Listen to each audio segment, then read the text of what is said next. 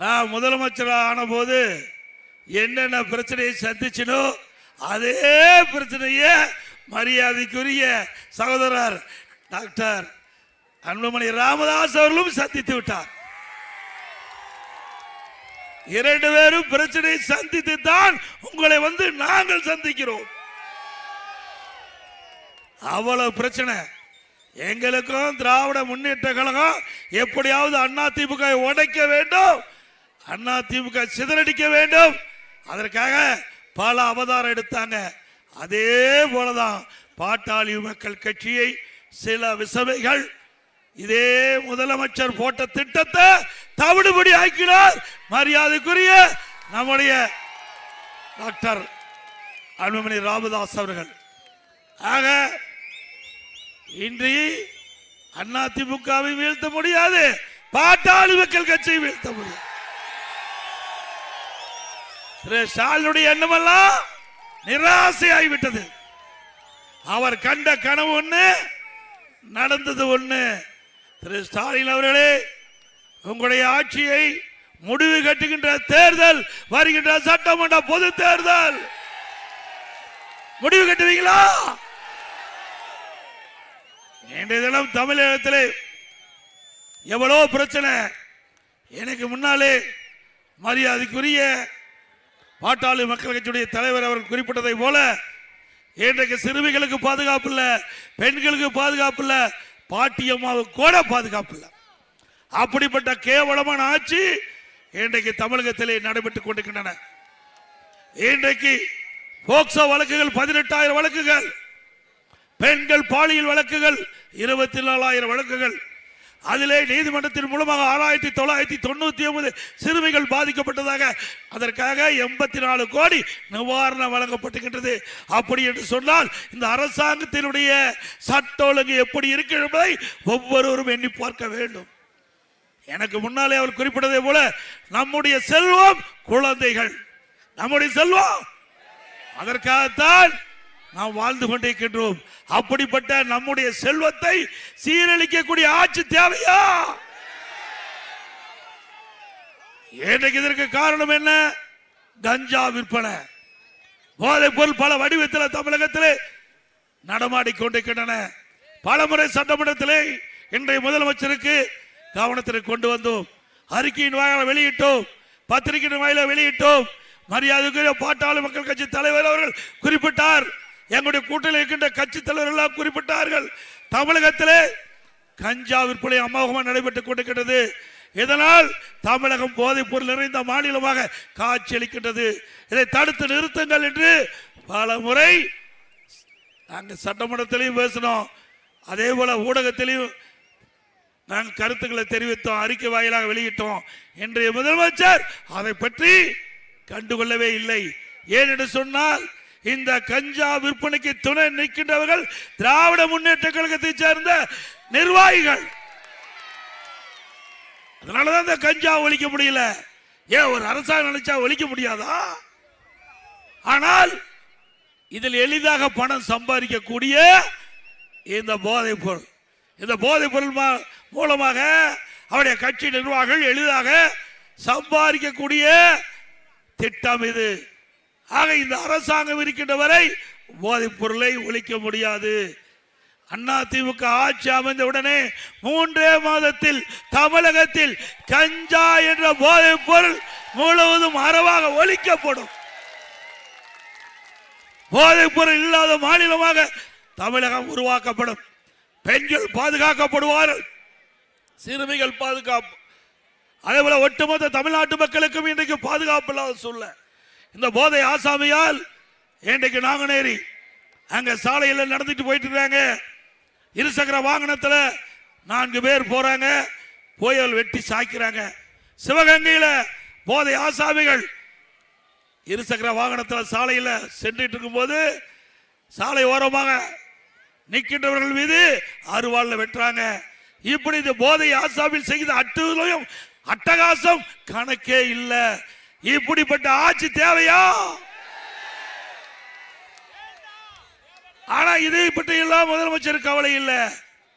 இன்றைக்கு தன்னுடைய மகன் துணை முதலமைச்சர், தன்னுடைய மகன் மீண்டும் தமிழகத்திலே உயர்ந்த இடத்திற்கு அமர்த்தப்பட வேண்டும் என்ற எண்ணத்தின் அடிப்படையில் தான் இன்றைய முதலமைச்சர் செயல்பட்டுக் கொண்டிருக்கின்றார்.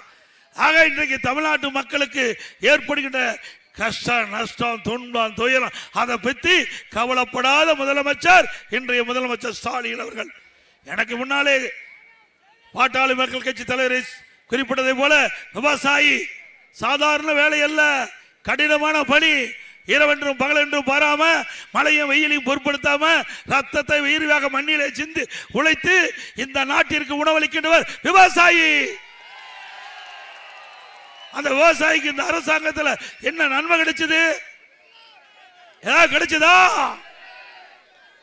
அதே போல நம்முடைய மானத்தை காக்கக்கூடிய ஆடை, அந்த ஆடையை உற்பத்தி செய்யக்கூடிய நெசவாளர் பெருமக்கள், மானத்தை காக்கக்கூடியவர்கள். அப்படிப்பட்ட நெசவாளர்களுக்கு இந்த ஆட்சியில் ஏதாவது பலன் கிட்டியதா? இதே அதிமுக ஆட்சி கிட்ட பொழுது நெசவாளர்களுக்கு பசு வீடுகள் கொடுத்தோம். அதோட இந்த கைத்தறி நெசவால் நெய்த துணிகள் தேக்கல் நிலை அடைந்தது. அதை விற்க முடியவில்லை. அந்த கைத்தறி நெசவால் கடுமையாக பாதிக்கப்பட்டார்கள். அந்த பாதிப்பிலிருந்து மீட்டெடுக்க வேண்டும் என்று என்னிடத்தில் கோரிக்கை வைத்தார்கள்.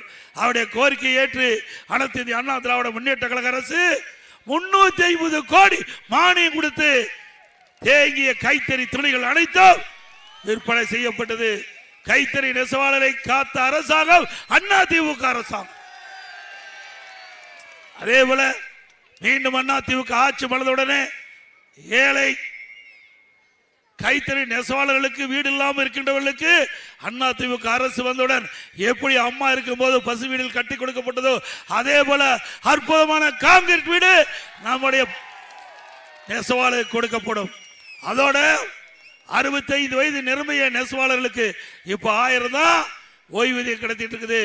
இனி அதிமுக ஆட்சி அமைந்தவுடனே அந்த ஓய்வூதியத்தை உயர்த்தி 2500 ரூபாயாக மாதந்தோறும் வழங்கப்படும். அதோடு தற்போது இன்றைக்கு நெசவாளர் பெருமக்களுக்கு 300 யூனிட் விலை இல்லாம கொடுக்கிறோம்.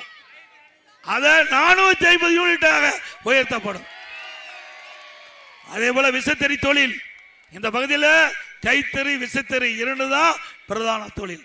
இந்த 2 தொழிலுமே இந்த ஆட்சியில் நலிவடைந்து போய்விட்டது. இன்றைக்கு பல குடும்பங்கள் நடுத்தெருவுக்கு வந்து விட்டது. இந்த விசைத்தறி தொழில் மோசமான நிலைக்கு தள்ளப்பட்டு விட்டது. இதனால் இந்த தொழில் செய்கின்றவர்கள் கடுமையாக பாதிக்கப்பட்டு வருகிறார்கள். அதே போல தொழிலாளர்கள் வேலை இல்லாம கஷ்டப்படுறாங்க. அதிமுக ஆட்சிக்கு உடனே இவர்களுக்கு ஏற்றப்பட்ட மின் கட்டணம், நிலை கட்டணம் இதையெல்லாம் சரி செய்யப்படும். அதே போல இப்ப 1000 யூனிட் இந்த விசைத்தறி உரிமையாளருக்கு 1000 யூனிட் விலை இல்லாம கொடுக்கிறாங்க. அதை 1400 யூனிட்டாக உயர்த்தி வழங்கப்படும். அதே போல மரமேறும் தொழிலாளிகள் நிறைந்து இருக்கிறாங்க. மரமேறும் தொழிலாளிகள் அவருடைய பிரச்சனை உற்பத்தி செய்யப்பட்ட அந்த பதநீர் பதப்படுத்தப்பட்டு பல உணவுப் பொருட்கள் தயாரிக்கப்பட்டு நியாய விலை கடையிலே விற்பதற்குண்டான நடவடிக்கையை நாங்கள் எடுப்போம். அது மட்டுமல்ல, பணமேறும் தொழிலாளர்கள் அவர்கள் அந்த பணியில் ஈடுபட்டுகின்ற பொழுது தவறி விழுந்து இருந்தால் அந்த குடும்பத்துக்கு 20 லட்சம் ரூபாய் நிவாரண உதவித்தொகை வழங்கப்படும். பணமேறும் கருவிகள் அவர்களுக்கு விலையில்லாமல் வழங்கப்படும். அவர்கள் பணமேறும் கருவிகள் விலையில்லாமல் வழங்கப்படும். ஆக விவசாயம், அதே போல பணையேறும் தொழில், நெசவு இதுதான் நம்முடைய பிரதான தொழிலாக இந்த ஜலநாபுரம் ஒன்றியத்திலே தற்போது இருக்கின்றது.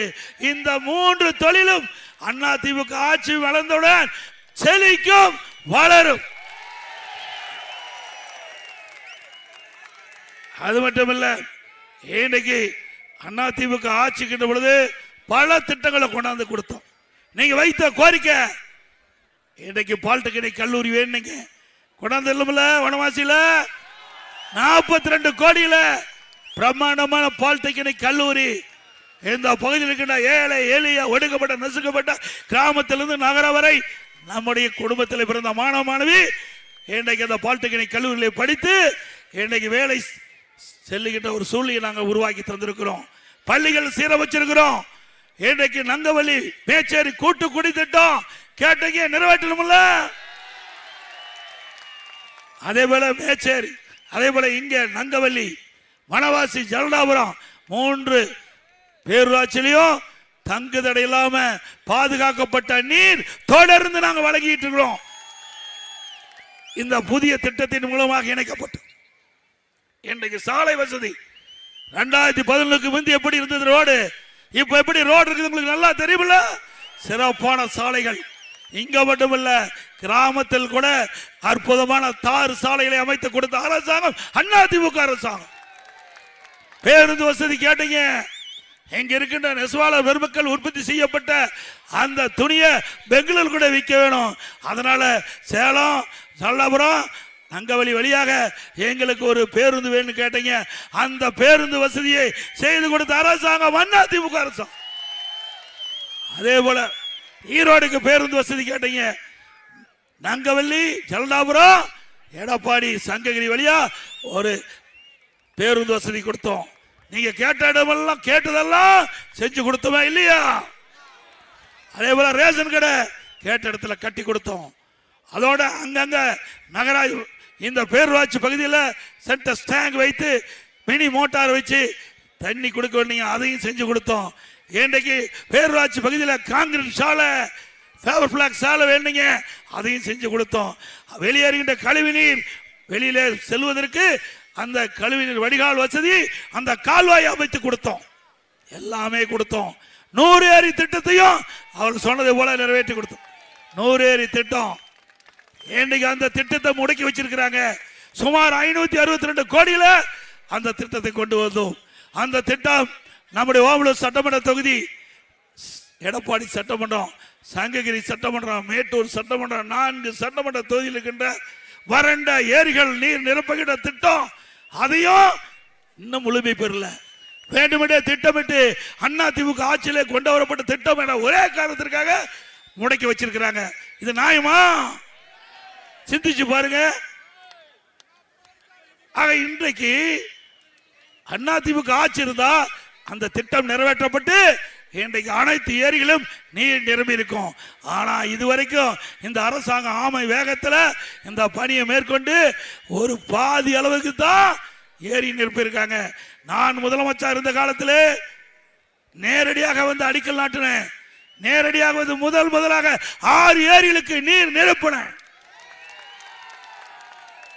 அன்றைய தினமே தேர்தல் அறிவிச்சுட்டாங்க. காலையில இந்த திட்டத்தை துவக்கி வைக்கிறேன், 100 ஏரி திட்டத்தை துவக்கி வைக்கிறேன். மாலையில தேர்தல் அறிவிப்பு வந்துடுது. அதனால அதை நிறைவேற்ற முடியல. மீண்டும் அதிமுக ஆட்சி உங்கள் துணையோடு நிச்சயமாக வரும். இந்த ஆமை வேகத்தில் நடைபெற்ற பணி துரித வேகத்தில் நடைபெற்று இன்றைக்கு எஞ்சி ஏரிகள் அனைத்தும் நிரப்பப்படும். அதில் விடுபட்ட ஏரிகள் சேர்த்து அதையும் அந்த பகுதியில் விவசாய கோரிக்கையும் அவருடைய நிறைவேற்றப்படும் என்ற செய்தி இந்த நேரத்தில் தெரிவிக்கிறேன். அதே போல இன்றைய தினம் திரு சிவா அவர்கள் திராவிட முன்னேற்ற கழகத்துடைய துணை பொதுச் செயலாளராக இருக்கிறார்.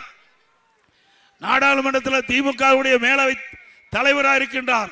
அவர் பெருந்தலைவர் காமராஜர் அவர்களை பற்றி இழிவாக பேசினார்.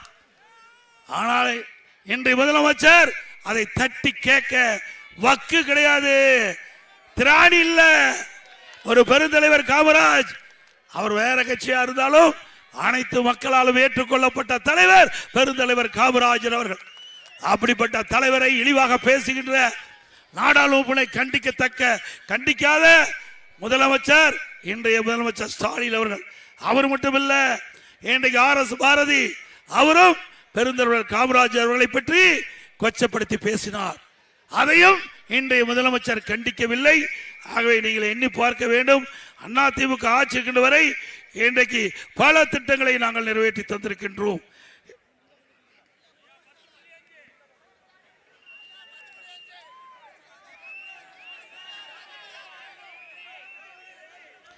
அதே போல அந்த அதிமுக ஆட்சி இருக்கின்ற பொழுதுதான்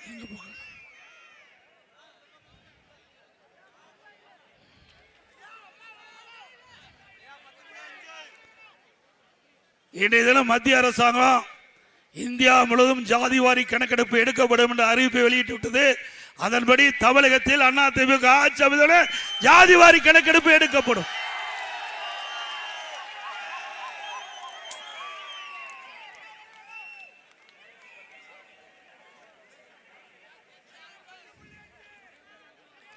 அதே போல அம்மா மினிக்கிள்ளை கொண்டாந்தோம், அது ஸ்டாலினுக்கு பொறுக்கல. மரியாதைக்குரிய பாட்டாளி மக்கள் கட்சியுடைய தலைவர் டாக்டர் அவருக்கு தெரியும். இன்றைய தினம் ஒருவர் நோய்வாய்ப்பட்டால் அந்த பகுதியிலேயே போய் சிகிச்சை அளிச்சுக்கலாம். அதுல என்ன அரசியல் காழ்ப்புணர்ச்சி தேவை? இன்னைக்கு 2000 அம்மா மினிக்கிள்ளை திறந்தோம். ஏழை மக்கள் அதிகமாக வசிக்கிற பகுதியை தேர்ந்தெடுத்து 2000 அம்மா மினிக்கிள்ளைக்கு திறந்தோம். நம்முடைய பகுதியில் மட்டும் 17 அம்மா மினிக்கிள்ளைக்கு எடப்பாடி சட்டமன்றத்தில் திறந்தாங்க.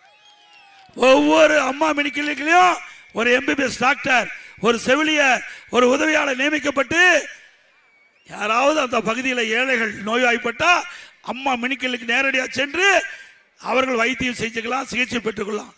அது ஸ்டாலினுக்கு பொறுக்கல. மக்களிடத்தில் மிகப்பெரிய வரவேற்பு. இந்த திட்டம் தொடர்ந்து செயல்பட்டா அதிமுக கட்சிக்கு நல்ல பெயர் வந்துவிடும் என்ற அடிப்படையில் அந்த திட்டத்தை ரத்து செஞ்சார். மீண்டும் அதிமுக ஆட்சி அமைந்தவுடனே இந்த அம்மா மினிக்கிள்ளை திட்டம் தொடரும்.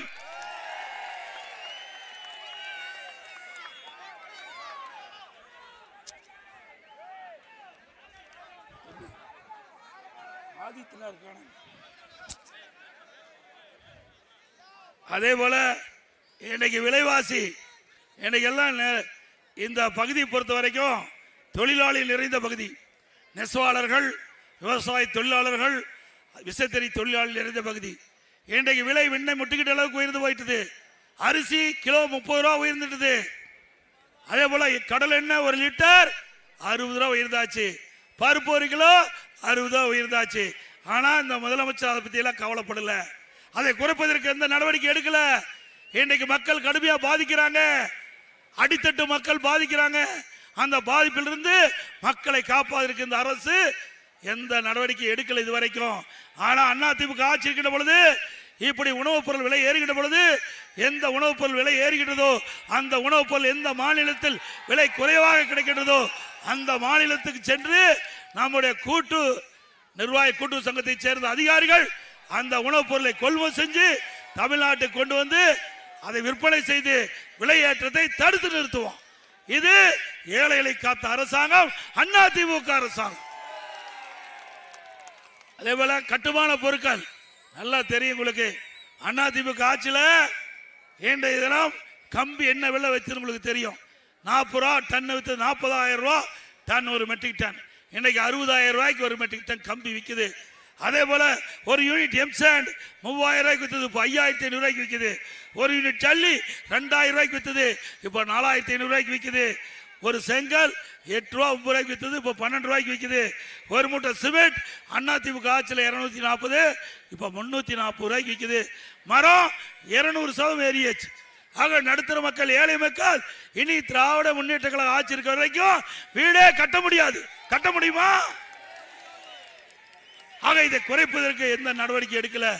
ஏன்னா எல்லாத்திலும் கமிஷன் வருது. அதனால ஸ்டாலின் அரசாங்கம் அதை பத்தி கவலைப்படல. 2021 சட்டமன்ற பொதுத் தேர்தல் போது இன்றைக்கு கட்டுமான பொருட்கள் விலை ஏறுகின்ற பொழுது அதை அத்தியாவசிய பட்டியலில் சேர்க்கப்பட்டு நடவடிக்கை எடுக்கப்படும் என்று இன்றைய முதலமைச்சர் எதிர்க்கட்சி தலைவராக இருக்கும்போது திமுக சார்பாக அறிக்கை வெளியிட்டார். அந்த அறிக்கைப்படி நான் சட்டமன்றத்தில் கேள்வி கேட்டேன். உங்களுடைய அறிக்கையிலேயே குறிப்பிட்டிருக்கிறீங்க, கட்டுமான பொருட்கள் விலை ஏறுகின்ற பொழுது அத்தியாவசிய பட்டியலில் சேர்க்கப்பட்டு விலை குறைப்பதற்குள்ள நடவடிக்கை எடுக்கணும். வாயே பேசல. ஏன்னா எல்லாத்திலும் கமிஷன் வருது. அதனால் அதை பற்றி கவலைப்படாத அரசாங்கம் திமுக அரசாங்கம் என்பதை நேரத்தில் சுட்டிக்காட்டி இன்றைக்கு சீபா ஆதித்யநாத் அவர்களுக்கு பிறந்த நாள் விழாவை அரசு விழாவாக எடுத்தது அதிமுக. சிவந்த ஆதித்யநாத் அவர்களுக்கு திருச்செந்தூரிலே மணிமண்டபம் அமைக்கப்பட்டு சிலை அமைக்கப்பட்டது. நானே போய் நேரடியாக திறந்து வைத்தேன், அனுமதி கொடுத்தேன். ஆக இந்த நாட்டிற்கு சேவை செய்தவர்களை பாராட்டுகின்ற அரசு அதிமுக அரசாங்கம் என்பதை நேரத்தில் தெரிவிக்கிறேன். அது மட்டுமல்ல, இன்றைக்கு தமிழகத்தில் சட்ட ஒழுங்கு அடியோடு சீர்கட்டு விட்டது. எங்க பார்த்தாலும் கொலை, கொல்ல, திருட்டு, வழிப்பறிவு, பாலியல் கொடுமை நடக்காத நாளே இல்ல. இருக்குது இல்ல? அப்படிப்பட்ட ஆட்சி தொடர வேண்டுமா?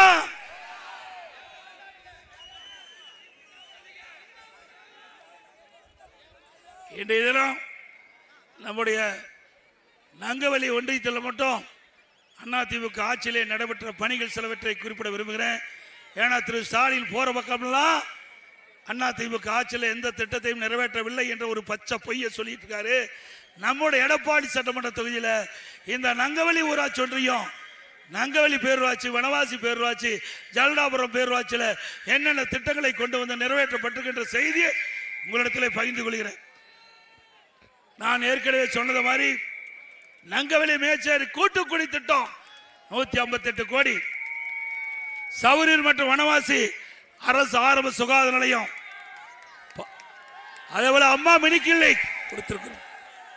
நங்கவலி அரசு மேம்பட்ட ஆரம்ப சுகாதார நிலையம், அங்க 30 படுக்கை கொண்ட மேம்படுத்தப்பட்ட அரசாங்கம் மருத்துவமனை 3.5 கோடி மதிப்பீட்டில் நங்கவலியில் ஒருங்கிணைந்த வேளாண்மை விரிவாக்கம், நங்கவலியில் புதிய தீயணைப்பு நிலையம், மேட்டூர் காவிரி உபரி நீரை நீரேற்ற பாசனம் மூலமா இந்த நங்கவலி ஒன்றியத்தில் 20 ஏரிகள் நிரப்பப்படும். ஜலகண்டாபுரம் நங்கவலி மற்றும் வனவாசி பேரூராட்சிக்கு இதுல கூட்டுக்குடி திட்டத்தில் இணைக்கப்பட்டுகின்றன. வனவாசியில் புதிதாக அரசு பல்வகை தொழில்நுட்ப கல்லூரி, பாலிடெக்னிக் கல்லூரி அமைச்சு கொடுத்திருக்கிறோம் 42 கோடியில. சௌரியூர் அரசு மேல்நிலை பள்ளி 3 கோடி ரூபாயில புதிய வகுப்பறையில் கட்டிக்கிறோம். எங்க இருக்கிற ஜலடாபுரத்தில் இருக்கின்ற மேல்நிலை பள்ளிக்கு கூடுதல் கட்டிட்டு கொடுத்திருக்கிறோம். அதே போல நம்முடைய ரிங் ரோடு இங்க புறவழிச்சாலை ஜலடாபுரத்தில் டெண்டர் விட்டு நிலமெல்லாம் எடுத்து பணி துவங்கின்ற பொழுது ஆட்சி மாற்றம் கிடப்புல போட்டாங்க. மீண்டும் அதிமுக ஆட்சி வந்த உடனே ஜலடாபுரம் பேரூராட்சியில் சாலைகள் குறுகலாக இருப்பதால போக்குவரத்து நெரிசல் ஏற்படுது. அதிமுக ஆட்சி மீண்டும் உங்கள் துணையோடு அமையும். அப்பொழுது நிறுத்தப்பட்ட புறவழிச்சாலை பணி தொடரும்.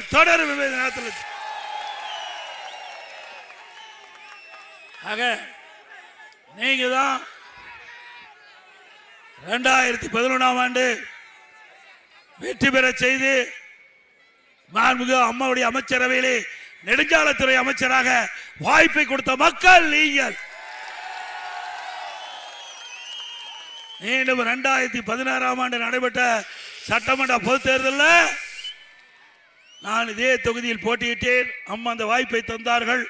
அந்த வாய்ப்பின் மூலமாக மீண்டும் உங்களுக்கு சேவை செய்ய ஒரு அற்புதமான வாய்ப்பை தந்த மக்கள் இங்க கூடியிருக்கின்ற மக்கள்.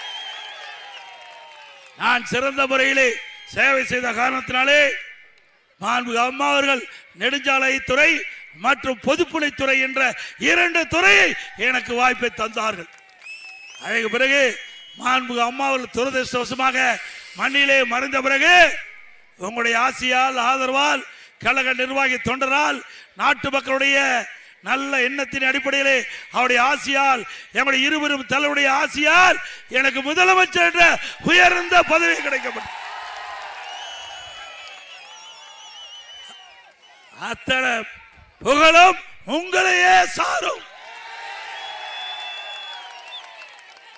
அதற்கு நீங்க தான் காரணம். நீங்க கொடுத்த பதவி, அந்த பதவியால் கிடைக்கப்பட்ட இந்த நிலை உங்களிடத்திலே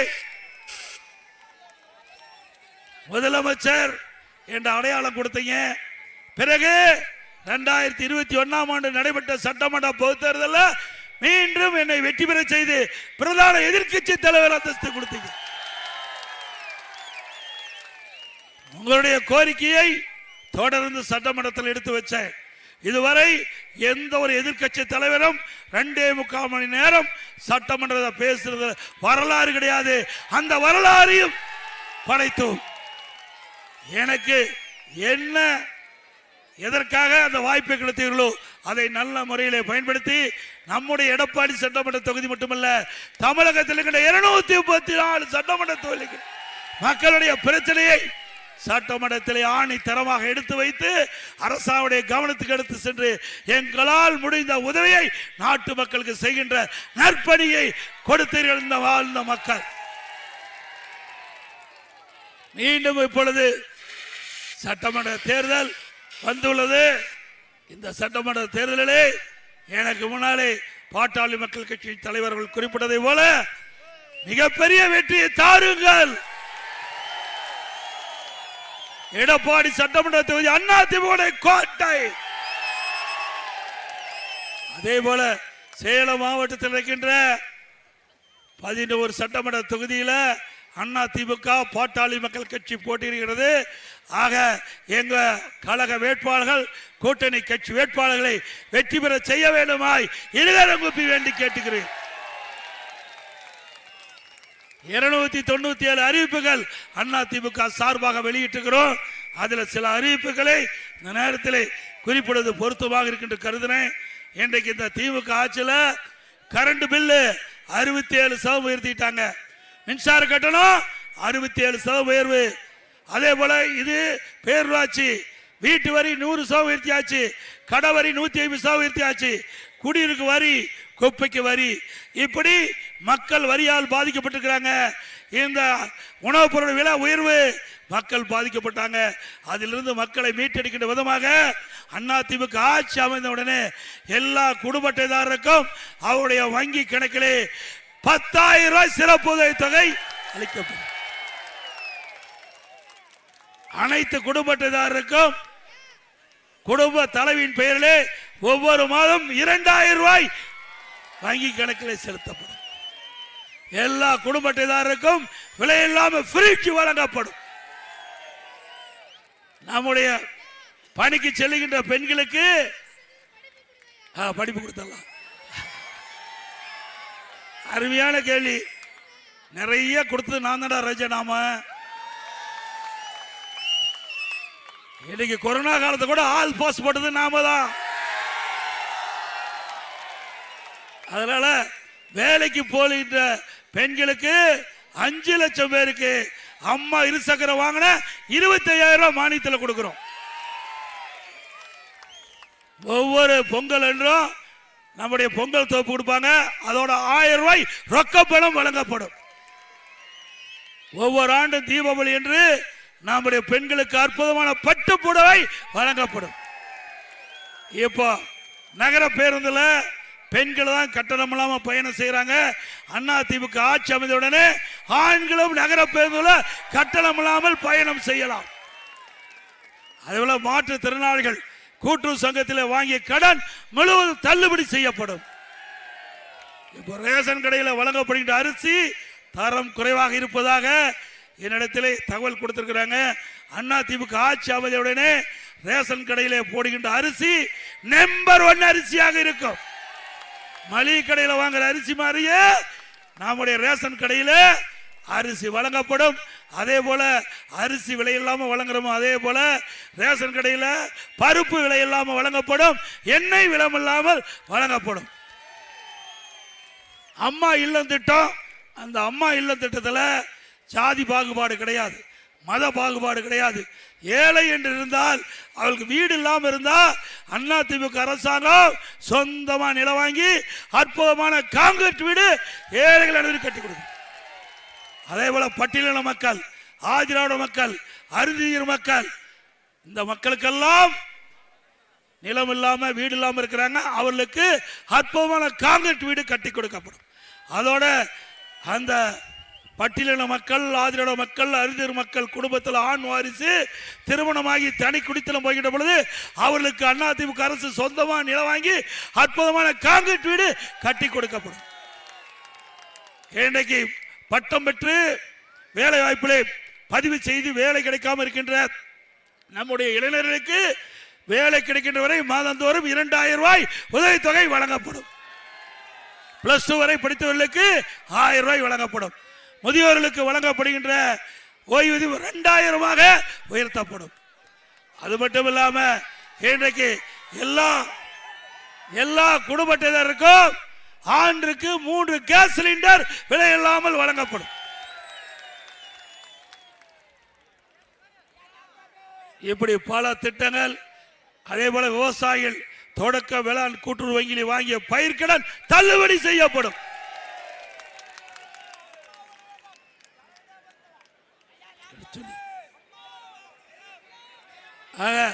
வருகின்ற சட்டமன்ற தேர்தலிலே உங்களுடைய பொன்னான வாக்குகளை 2 லட்சத்தில் வாக்களித்து என்னை வெற்றி பெற செய்ய வேண்டும்.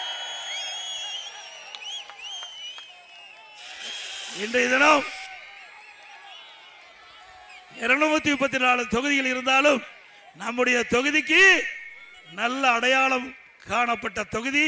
நீங்க எந்த இடத்துக்கு போனாலும் எடப்பாடி என்று சொல்லிக்கிட்ட அளவுக்கு பெயர்.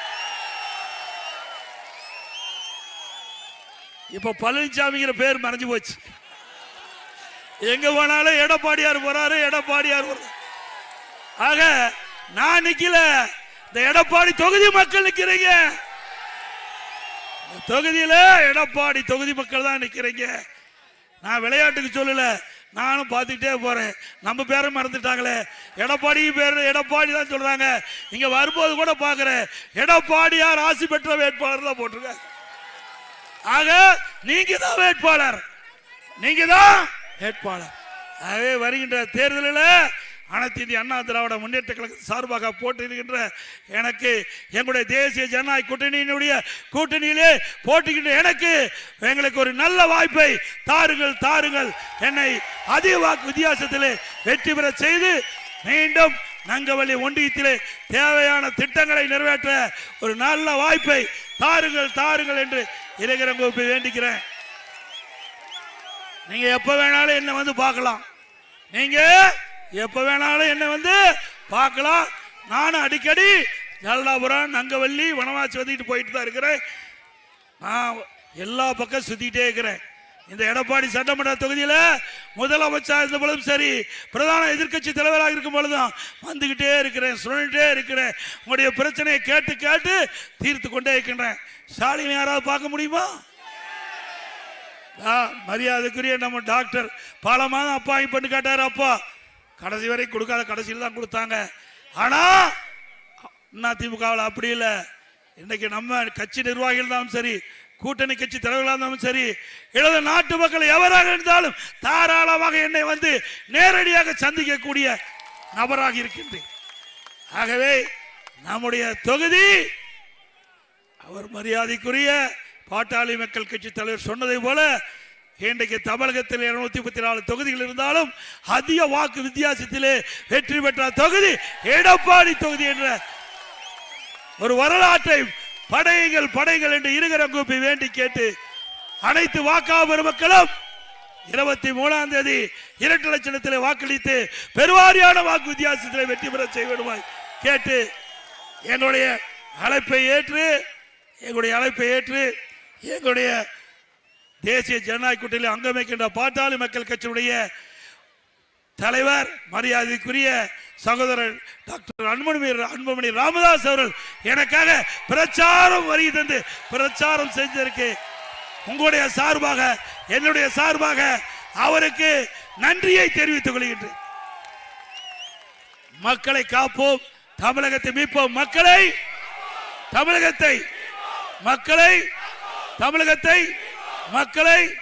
தமிழகத்தை ஸ்டாலின் மாடல் அரசு, ஃபெயிலியர் மாடல் அரசு. Bye bye Stalin. நான் சொல்றதை அப்படியே திருப்பி சொல்லுங்க. அதிமுக விண்ணி,